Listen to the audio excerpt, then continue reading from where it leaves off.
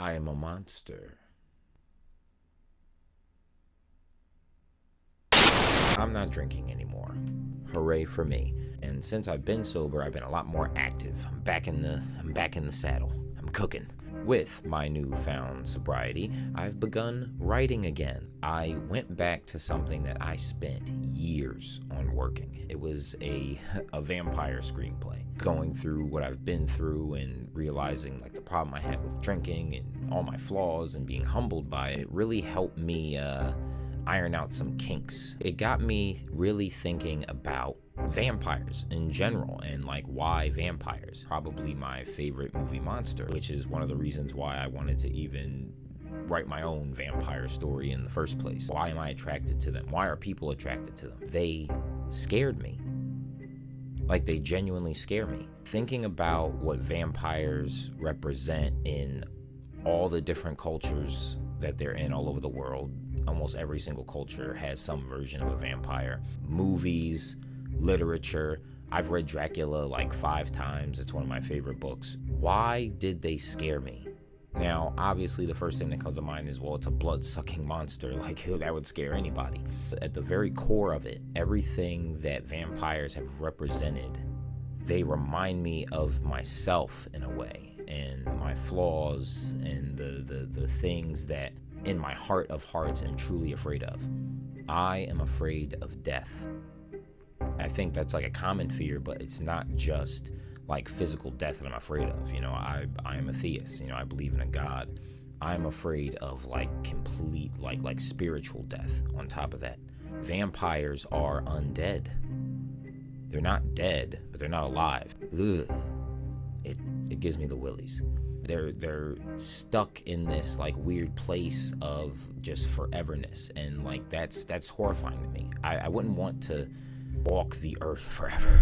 Like, that's just scary. Vampires kind of represent gluttony in a way. Like, all they do is consume. They consume and feed off the blood of others. I can be a bloodsucker.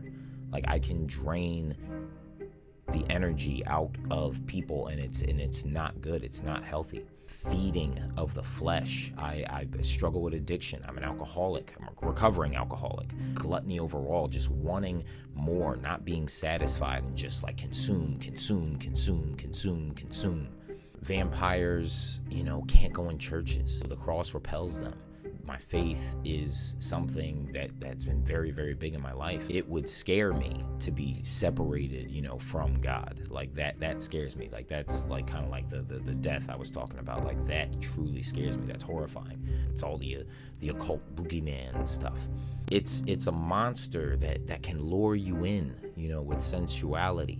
And that goes back into the feeding of the flesh, the raw fleshly desires, which lead to death. You know, vampire lures you in with sensuality. How do you think that's gonna end? Lust is something that I've struggled with in the past. You know, I used to struggle with a porn addiction as well. I fear of being a vampire, and I know that I have vampire traits. Everyone's a monster in a way. You know, humans are incredibly flawed. You don't need to teach a human to be like a shitty person. We're just kind of shitty by default. Anyone who's ever, you know, been around a toddler, you know. You're a liar, a thief, and a cheat. No, that's my brother Miles. I'm the honest one in the family. Well, that's unfortunate, because that's what I liked about you. And there's all different kinds of monsters. You know, not everyone is the same kind of monster. I'm a vampire. Other people could be ghosts. You know, what do ghosts represent? So if everyone in their own way can be a monster, you know, what do you do about that? Kind of one of the things that makes people so unique. So if people start off just terrible by default, you know, they have to learn to not be so terrible. We have choice. We can choose how to behave. We can choose how to carry ourselves. We can choose how we treat others.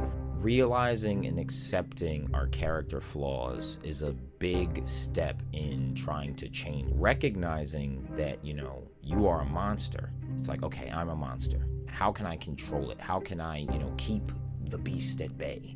With not drinking anymore, there's going to be a whole bunch more things that I'm going to be humbled about and realize about myself.